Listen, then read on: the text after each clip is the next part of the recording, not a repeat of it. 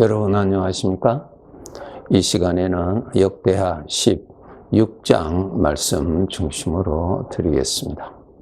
9절의 말씀을 보시면은 여호와의 눈은 온 땅을 두루 감찰하사 전심으로 자기에게 향하는 자들을 위하여 능력을 베푸신다라는 말씀이 있습니다. 여러분, 우리가 이 땅에서 우리의 신분은 하나님의 아들이죠.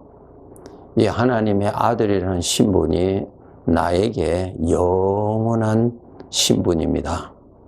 그럼 우리가 이 세상에서 하나님을 아버지라고 부르는 그분의 아들이요, 하나님의 생명, 하나님의 영을 받은 자로서 사는데, 우리가 이 세상이라고 하는 것은 죄가 가득한 곳입니다.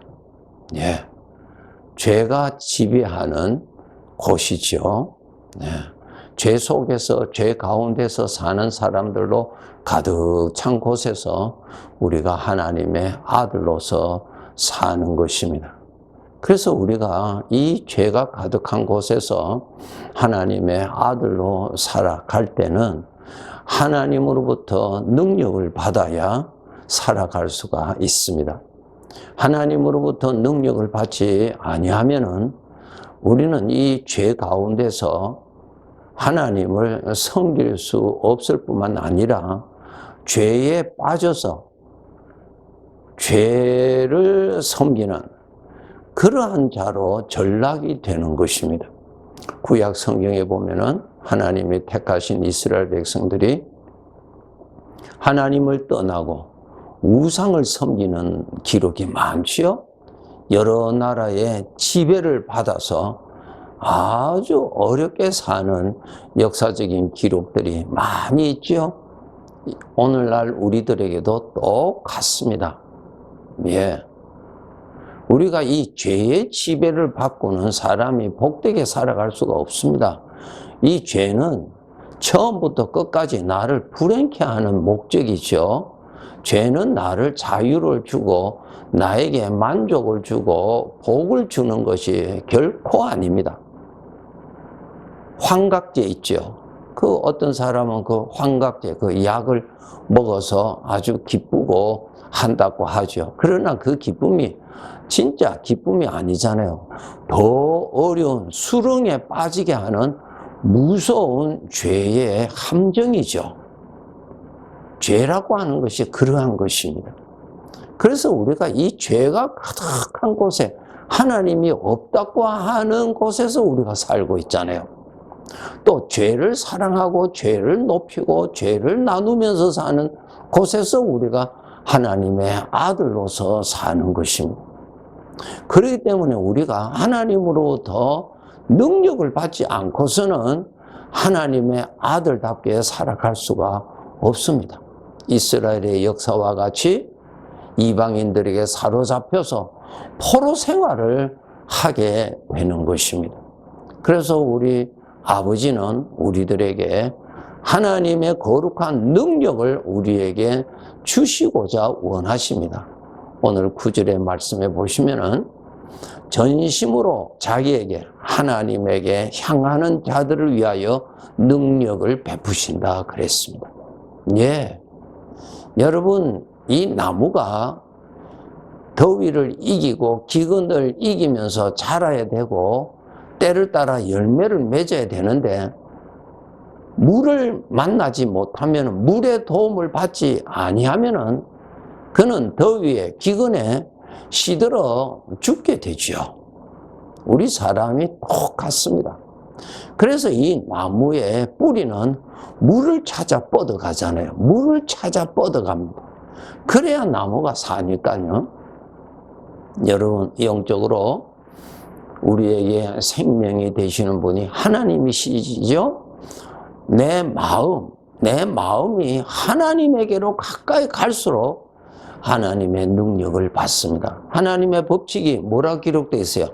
전심으로 자기에게 향하는 자들에게 능력을 주신다는 것입니다.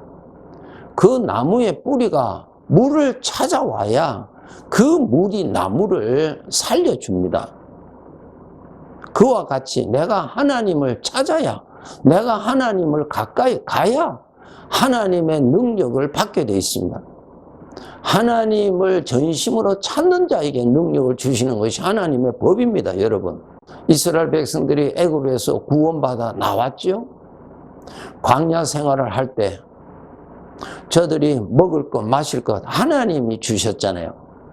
그래서 저들이 매일 하나님이 주시는 것을 거두어 드리러 새벽마다 일어나서, 해가 뜨기 전에 일어나서 하나님이 주시는 것을 거두어 들여서 그것을 먹고 살도록 하나님이 훈련하셨잖아요.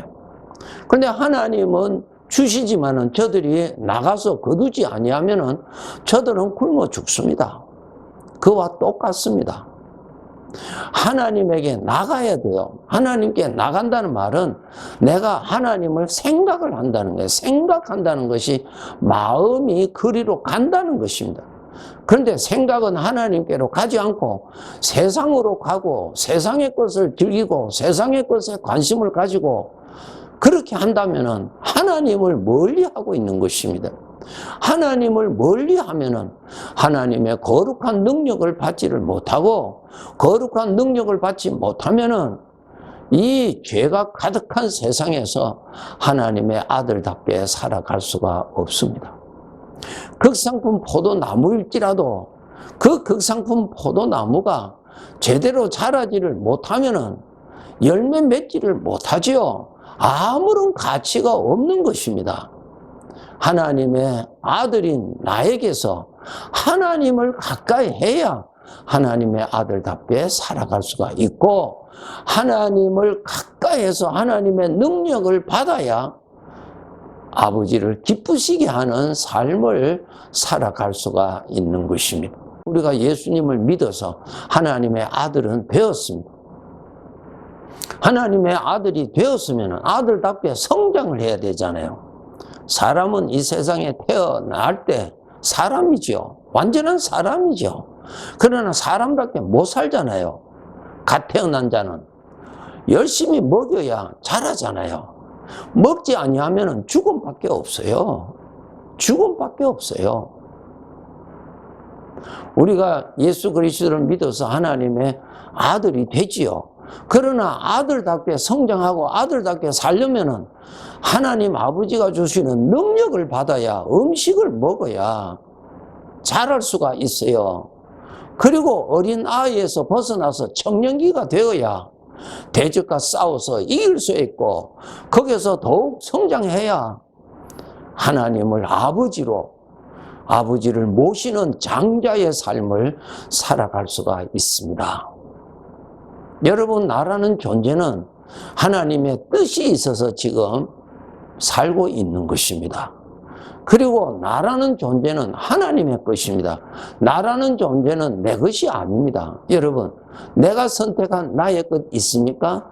여러분의 얼굴, 여러분의 성품, 여러분의 가족, 여러분의 형제, 여러분의 부모님, 여러분이 선택했습니까? 아니잖아요. 내일 내가 살 수 있을는지 없을는지 희망은 가지고 있지만은 보장은 우리는 할 수가 없어요. 왜? 내가 결정권이 없기 때문에 그러한 것 아닙니까? 하나님이 주인이세요. 그것을 알고 사셔야 돼요. 여러분의 삶은 그냥 시간이 흐름으로 다 사라지는 것 아니에요. 여러분의 삶은 영원히 남아요. 영원히. 헛되게 살지 마세요. 속고 살지 마세요. 여러분의 삶이 영원히 남는다니까요. 그 삶의 내용을 가지고 하나님이 심판을 하신다고 기록되어 있어요. 요한계시록 20장을 읽어보세요. 그 사람의 삶을 따라서 하나님이 심판하신다고 기록되어 있어요. 하나님의 아들의 신분을 받았으면 하나님의 아들로서 어떻게 살았느냐 하는 그 기준으로 우리의 삶이 심판받는다고요. 아시고 사셔야 돼요. 그저 세상 즐기고 그냥 사는 거 아니에요. 주인의 뜻을 알고 살아야죠. 주인의 뜻을 알고 하나님의 아들답게 살도록 노력하셔야 됩니다. 능력을 받아야만이 그렇게 살아갈 수 있습니다. 그러기 위해서는 여러분, 하나님을 꼭 가까이 하셔야 됩니다. 꼭 가까이 하셔야 됩니다. 네. 하나님을 가까이 하셔야지. 하나님을 가까이 하시지 아니하면은 죄의 괴롭힘을 당할 수밖에 없습니다. 능력이 없으니까 원수의 조롱거리가 되고 원수의 포로가 되어서 괴롭힘을 당하고 원수가 주는 연자맷돌 그 생각을 벗어나지 못하고 괴로워하면서 그 생각을 하면서 오늘 또 돌아야 되는 이러한 불행한 삶을 살아갈 수밖에 없다고요. 하나님의 아들일지라도 말입니다. 이제 오늘 본문 16장 1절부터 보시면은 이 유다왕 아사왕에 대한 기록이고, 아사왕이 이 16장에서 이제 마지막 부분에 보면은 그가 죽습니다. 그 아사왕에 대한 기록을 하나님께서 하셨는데요. 왕 36년에 그가 통치한 36년에 북쪽 나라 이스라엘이 남쪽에 어느 땅을 점령을 했습니다. 이 문제를 이 아사왕이, 유다왕이 어떻게 해결하려고 했느냐 하면은 하나님께 나와서 하나님의 도움을 받아서 해결하려고 하지 아니하고 아람 왕에게 이 도움을 요청했습니다. 아람 왕에게 친서를 보내어서 아람의 군대로서 이 이스라엘 군대를 우리 땅에서 쫓아내 달라고 그렇게 요청을 하면서 이렇게 기록되어 있어요. 하나님의 성전의 곡방과 왕궁 곡간에 있는 은금을 바쳤습니다. 그렇게 해서 아람 왕이 군대를 데리고와서 이스라엘을 쳐서 그 문제를 해결해 주었어요. 쫓아내 주었어요. 문제는 해결이 되었지요? 그런데 여러분, 그것이 해결이 되었다고 해서 진정한 해결이 아닌 것입니다. 그 일로 인해서 하나님께로부터 책망을 받습니다. 여러분, 우리가 이 세상을 살아갈 때 어떤 문제가 해결되었다고만 해서 기뻐하시면 안 돼요. 그 문제가 해결됨으로 인하여서 결과적으로 내가 하나님과 가까워졌으면 복이요. 그 문제가 해결됨으로 인해서 내가 하나님하고 멀어졌다면 복이 아닌 것입니다. 그 일로 인해서 그 일이 대성공을 했다 하더라도 내 마음이 하나님하고 멀어진다면 그것은 복이 아니에요. 화입니다. 화.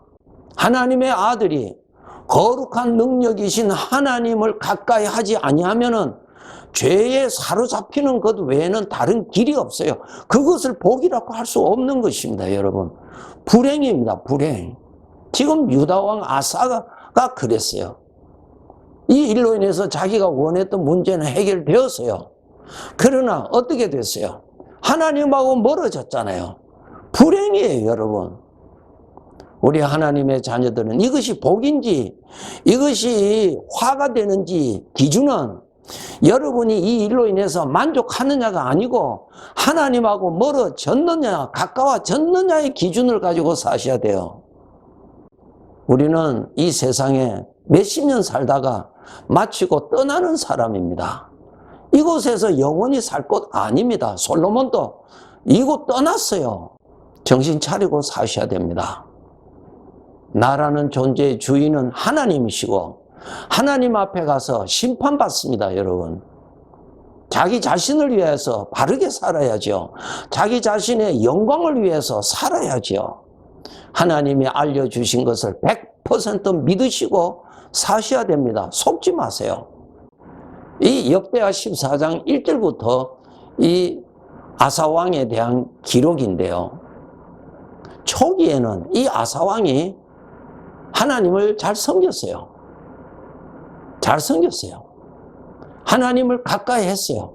그러니까 하나님의 능력을 받아서 나라를 다스리고 대적을 이기고 해서 그의 땅이 10년 동안 평안하였다. 예. 나무가 물을 가까이 하면은 더위와 기근에서도 그 나무는 평안하지요.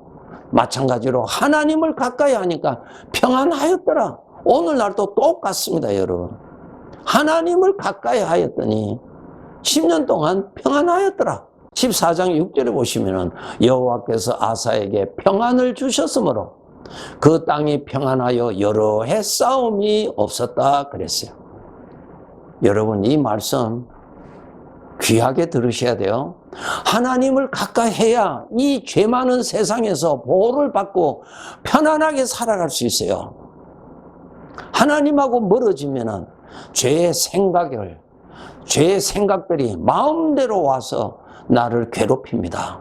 나의 보호자는 하나님이십니다. 하나님이 떠나시면은 대적의 소굴에 던져진 존재와 같은 자가 됩니다. 하나님 가까이 하시도록 이 인생을 마감하는 그날까지 열심을 다하셔야 됩니다. 아사 왕이 초기에는 하나님을 가까이 했는데 그가 나중에는 죽을 때까지 하나님을 멀리하고 살아 그의 생애가 아주 불행했어요. 하나님을 꼭 가까이 하시도록 노력하세요. 그렇게 해야 하나님의 아들답게 살아갈 수가 있습니다. 시간 지난다고 해서 모든 삶이 안개와 같이 사라지는 것 아닙니다. 오늘도 하나님 앞에서 잘 살았구나, 믿음의 삶을 살아가도록 하나님의 능력을 받는데 열심을 다하시고 달려갈 길, 이 길을 오늘도 열심히 지켜갑시다. 네, 감사합니다.